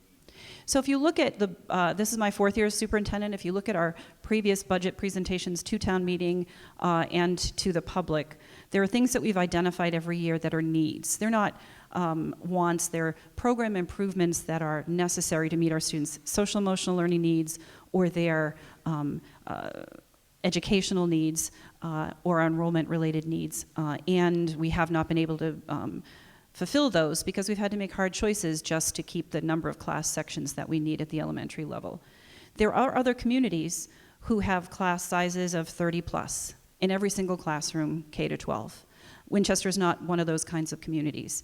Those other communities are really struggling to meet the needs of the learners sitting in those seats. And we have incredible results because we have very strict guidelines around how many students we would like to have, particularly K to 5. So the school committee carefully considers things like adding Mandarin, which I've had in every other district I've taught in, and I've had a non-Western language or more than one. And I've put it on my proposal every year, and the school committee has taken it off every year because we recognize that the town has not been able to give us more than 4 or 5 or 5.5% without digging deeply into reserves. And for those of us who have to do budgeting in our households, if we were using our savings just to meet our basic needs every year, we would quickly run out of money, and that's what we've come to here. So scrubbing the list of what I propose as initiatives, because that's my job to make sure that our students get the best possible education against what the available resources are, is the job of the school committee and the finance committee and the town manager. And every year we've had to make hard choices. And all of my previous budget presentations are on the website. You can take a look at the things I've asked for 3 years in a row, and I'm sure the previous superintendent asked for. Those are the things that are in the override budget. Things like kindergarten aides, things like additional counselors, things like professional development for teachers. And all of those have been the first thing to go, just to keep the doors open and keep the class sections to meet the kids who come and enroll in our district. So it's a intensive process that really starts in the summer with enrollment projections for the next year. And school committee members and select board members and FinCom members really pay a lot of attention to it. I think in Winchester we're incredibly fortunate to have so many professionals who are all volunteers. Lisa and I are paid to take the hard questions, but FinCom especially puts in hundreds if not thousands of hours on the budget every year. I think that Winchester is very fortunate to have that expertise. I just got to, before I call on you, Jennifer, I skipped over the question of these charts. These were made up assuming the full 12 million, the 10 plus 2. As Mariana said, we will very shortly have our best guess as what the 20, 21, 22, and 23 budgets might look like. At that point, I would expect we would go back and build a chart like this that would just show, for example, what would happen in 2020. So I presume that we would be moving not quite so far up the chart if we were able to step it up. So short answer is this is the gross look at it, not the fine-tuned. Sir, you had a question, sir? How far out have you projected growth so that when are we looking at an override for the future? We started last fall looking at 10 years. I've done 30-year economic projections. Even 10-year economic projections are flights of fancy. We decided that we would dial it back to the 3 to 5 year range, and been frankly looking at the size of it. We decided we would basically stick at 3 to 4 years because there are a whole series of issues out there about, where's the economy going to go, what state revenues are likely to come in, what are our costs in healthcare going to go. So we did look out 10 years. It gets a little bit wobbly after the first couple, but we have the numbers. They go up. I think the question for the community is, you don't want to. Yeah. So I mean, if we were seeing no growth in the town, if we had if we weren't growing past 23,000, if we didn't have umpteen more students coming in, if we didn't have things falling apart, we could probably continue on, project it out a little bit better. But what's driving us up is the growth patterns out there and making it a little bit harder to say, you know, is that going to sustain? My guess is that the Boston economy, as it's been in the last dozen years since the recession, is going to do quite well over the next 15 or 20 years. It'll be lumpy, there'll be business cycles in it. I'm guessing that Winchester, because of its physical location in Boston, got the railroad, access to the highways, access to the employment centers in Somerville, Cambridge, Boston, and 128 area, will continue to be a magnet. And if we continue to have good schools, we're going to see continued housing pressure. I mean, we're running out of space, but I think we'll continue to see people coming into the town. I don't know how fast that will continue after 5 or 8 years, but that I think part of our decide to cut this off in the 3 to 5 year range was simply that we were running out of good projections about what would happen. So we probably will have to go back for another override look, and there's only 3 to 4 years, hopefully not sooner. Yes.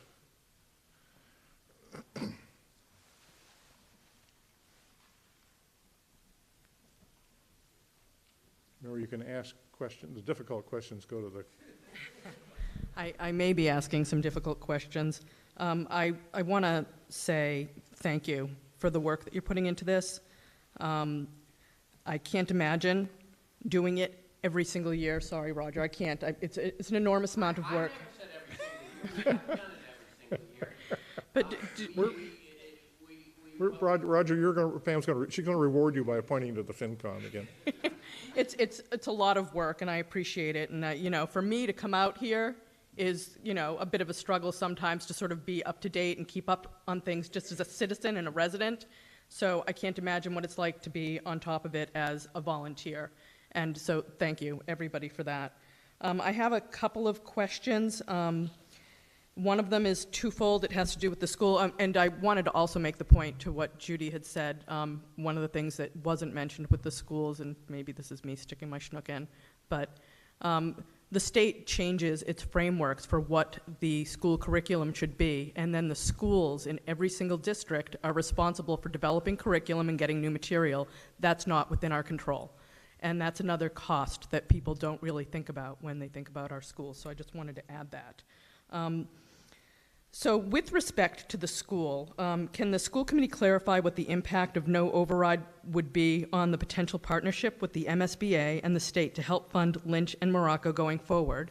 That's the first part of that question. And then the second part is if our bond rating drops and our interest rates go up, and then we have to take out a loan and do a debt exclusion to fund those, what kind of potential increase in the average tax bill would we see with that reduced bond rating and increased interest rate? In other words, how much more would we be spending for that and have it not go to town services but have it go to some bank in interest? So that's the question, the first question. I'll tackle this, and School Committee Chair Chris Nixon, who happens to be an architect and very knowledgeable about building projects, can jump in as well. A couple of things about the need to repair, replace, or renovate Morocco and Lynch. Any of you with children in the schools know that every single classroom is used. We are out of space.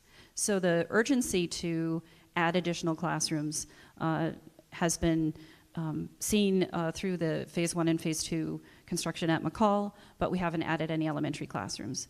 And we have limited capacity to do that. And so the urgency that the MSBA looks at is an urgent need in terms of the facility being really in dire condition and or enrollment related drivers. And so they came out and took a look at Lynch and said we were very close to being funded this year. They saw that there were some things at Lynch that were in serious need of attention and that the district is completely out of space. And so the total pool of money available didn't allow them to put Lynch on the list this year. School committee has not yet voted whether to submit the plans for Morocco and Lynch again. We would not learn until next fall after the MSBA has another look at who else has applied, whether or not either Lynch or Morocco would be funded. And so the process plays out over a course of a number of years. So the impact on the MSBA's decision to go forward with a project really has to do with a joint vote by the select board and the school committee to say we have the wherewithal and the capacity to do this project. And so should we be in a situation where we have a failed override and could not afford to fund a building project, I think that could have an impact on whether the select board and the school committee would go forward with a feasibility study should the MSBA seek to partner with us. So finances do play into whether the buildings get repaired or replaced. The second question you had was, what is the impact on our bond rating on the total cost of a project if our bond rating goes down? Stacy could probably speak most knowledgeably to that, or Sam. Thank you. Samantha Allison, Finance Committee. So we were just chatting. So if you recall the high school financing, we received a 4% premium as a result of our AAA rating. A $4 million premium as a result of our AAA rating. So we saved $4 million on the high school. The rough estimates that the town treasurer and others have put together for something like a Lynch or Morocco, if we were to fund a project of that size, we believe the cost impact of dropping from AAA to AA would be about $2.5 million. So the town would have to bear that interest burden in lieu of bearing the tax increase from the override. And I think Lisa talked this morning or yesterday to our bond counsel, and I guess, Lisa, if you'd want to repeat. The problem is if you lose it, that's one thing, but getting it back, they don't. Yes, what the expectation is that if we lose it, it will be unlikely that we'll be able to get it back anytime soon. Right, so then you're paying more in interest on any project that you need to take a loan out. What would that $2.5 million translate to a per average household tax increase? It would be about 1/4 of what we're talking about for the 10 million override. So if you ballpark that at, I think it was a $500,000, yes, so about $250 per. Okay. It's a different. X. Yeah.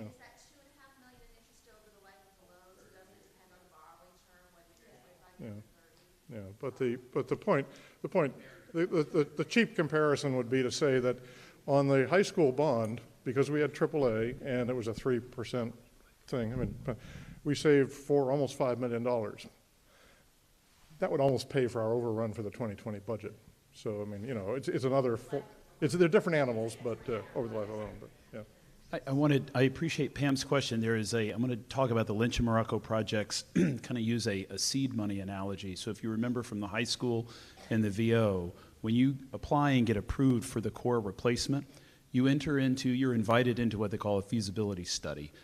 That's really just like a high-end conceptual design. So architects, urban planners, mechanical, electrical, plumbing engineers, where could we build a building? What would the means and methods be? And you develop various options. So for the Vincent Owen School, that was a pretty straightforward process because that was a elementary school in a district and we had a site. For the high school, you'll remember it was a little different. There were many sites we looked at in town. The feasibility study can take anywhere from 9 months to 14 months, and we would project for both a Lynch and a Morocco, the cost would be easily $1 million, could be 1.5. The MSBA would actually ultimately reimburse us some share of that. We might be on the hook for 60%. However, we don't go out for a debt exclusion override for a feasibility study. Our practice has been to fund that, and I'm going to sort of look towards Roger or Stacy. My memory is for the high school, we managed to fund it initially. I think we wrapped some of it into the long-term bond, just given the size of the feasibility study and the size of the project. But for a Lynch and Morocco, if MSBA were to invite us to a feasibility study and there has been no override or there's been a no vote, our practice would be to look towards the capital funds for resources to pay for our share of a feasibility study. But you heard in Roger's presentation, the money's not there. So we sort of don't even have what's necessary to get the project out of the starting blocks. And I'll take this other quick opportunity. I thought Roger did a great job tonight to give you context of capital and the scale of the needs. This past year, the Capital Planning Committee received about $20 million in project requests townwide from all the departmental directors. These are all legitimate requests. Nobody's coming in to get laughed out of the room. These include things like radio replacements for police and fire because they're losing their frequencies due to changes at the FCC, as well as roads and sidewalk replacement. Over 5 years, we're estimating between $65 and $66 million, is that right, Roger, of legitimate capital requests. And speaking to the need on the school side, of that $66 million, about 11 or 12 million are what we would call critical needs just with the schools. So the capital piece, although it's the smaller component of the override you heard tonight, to Lance's and Roger's point, impacts everyone across the town in a really significant way. Okay, thank you for that. And then the second question is, if we don't, An easier one? may I Okay. ask a second one? Sure, go ahead. And I'll stop after this one. I have more, but I'll probably want to get together with folks and talk. The second question I want to ask here is, if we don't pass this override, we go to an austerity budget, we then are looking at pinching pennies for the year, the following year, because we're reducing our funds, we can't dip into our savings any longer. What kinds of other potential cuts might be likely? So would we risk losing more days at the transfer station, possibly closing the library, for instance, closing the West Side Fire Station? What are some of the other risks? I know that you're only allowed to sort of look at the next year, but do we have risks that go into future years that could cut into those kinds of things?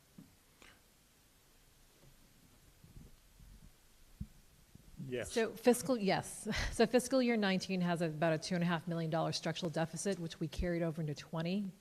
Added another $2.5 million, so we have a $5 million structural deficit. If we don't pass an override, that becomes $7.5 million, 10, and it actually exacerbates every year. The austerity budget, we are supplementing the $5 million shortfall with $2.5 million of one-time revenue, free cash.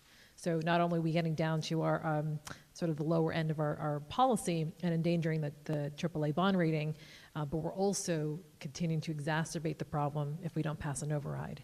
So essentially, if we were to say we didn't have any free cash to spend, think about everything that we talked about in our austerity budget and double that for fiscal year 20, and then add 50% more to that for fiscal year 21, and so on and so forth. Thank you. Yeah, I mean, the state law allows the select board to put overrides on and call ballots as frequently as they have the courage to do it. We would probably come back, but this, in general practice, because of the level of effort it takes, it probably wouldn't be until the following winter or the following spring that you'd do it. So you'd be toughing it through 2020. Sam? Yes, I wanted to add a little more context on the revenue expectations. So Doug and Roger are correct. The last few years, we've seen somewhere around a 4.5% per year revenue increase, but there's a lot of noise in that number. So my commitment to you is, over the weekend, I'm going to go back and look at some of the historicals and try to remove some of that noise to give you a more intelligent response. But if I'm thinking about this correctly, I think the reality is, obviously, property taxes can only grow at 2.5%, and then we see some new growth over and above that.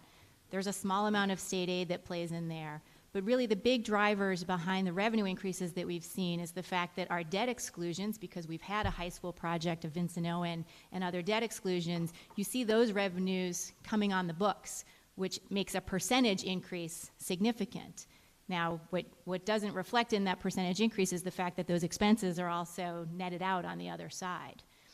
And so what we're seeing now is some of those debt exclusions are starting to come off the books. So the debt exclusion numbers are declining. So that's part of why you're seeing the lower revenue projections, is because that number is starting to come back down. Mariano also talked about the fact that we've had some one-time wins, quite frankly, right? Where there were some other things happening and we took, overlay abatement funds and transferred it over as surplus. Last year, for FY19, we took $465,000, and if my memory's right, for FY18, we took $863,000 and moved that over into revenue. Those are gone, right? We've stripped all of that stuff out. We've been raiding the parking funds to help offset costs for different town departments, and we're trying to pull back on that a little bit now as we look at where things are heading. So that's a lot of the the change in the percentages, when you look and say, well, why the heck would we only grow our budget at 1 point whatever percent versus 2.5%? That's what's happening, is you're seeing all of those other percentages decline significantly, which is more than offsetting the 2.5% increase that you see on the property tax levy. So I hope that puts a little more context, but I'll do some more digging on the historicals for you. The other, I mean, to go to your question earlier, remember the last time we looked at a debt exclusion override in 2008, we were right on the precipice of a major recession. And you know, if you allow that couple, 3 years in the area, we then had a pop of people coming into Winchester as the recession eased. Basically, they wanted to move but couldn't, and now we're coming in. We've had very low mortgage rates and very low interest rates. I think a lot of the revenue increase we've seen in the last few years has been sort of a bubble, as a relief that's coming in investment in town. I don't know how longer that's going to go on at the rate we've seen in the last few years. I think it's likely to slow down a bit. I mean, I think, again, Winchester's location, the schools are a magnet, and we're going to see people continuing to move. But I think you're going to see some tightening. On the other side, you're looking in Massachusetts at, I think it was the other night, the unemployment rate is down to 2.7%, maybe a little bit lower in the Boston area itself. So I think competition for people, you know, for firefighters, police, to maintain any of these jobs is going to continue to be fairly significant. So our labor costs might escalate too, and we have to cover that. So, you know, there are a bunch of things that make us, this is why I say we initially looked at it and we started squeezing both the revenue and the costs a little bit more closely. So we're closing in on 9 o'clock. I know everybody wants to go out and check their basements. Are there any last questions that anyone would like to ask us? You're welcome again to the, there's 2 or 3 things here just to, we will put the presentations up on the Winchester Town website. I believe that Chris Nixon and folks are also putting up an information system on a separate website. It's called tinyurl.com decision 0181. I know, a very inventive name, but we're going to try to put the information up there so that people can get at this. We will be continuing to try to boil this information down. Any of you who would like to volunteer to capsulize everything we've told you tonight in about a 15-minute briefing, let us know. We could clearly use that. There's an awful lot of information, and having spent 8 to 10 months deep diving in this thing, it's very difficult to get back up to the surface. But the key message is our revenue capped at 2.5. We're growing at 5 on more. Most of it is good news. I mean, the town is growing. The town has a lot of children coming in. It's pretty healthy. The housing stock is very healthy. Many of the towns around Winchester in the country are basically shrinking. We're lucky enough to be in an area that's not. So this is a relatively good problem, even though an expensive one. And the other good news is maybe you might squeak by another 10 years without another one. That probably won't be the case, but it's been 10 years since the last one. So we saved you 10 years of pain. Does that sound? With that, make that promise. Okay. With that, hearing no more difficult questions. But remember, if you have questions, follow up with folks or send a note to Lisa, and we'll try to follow up. Thank you.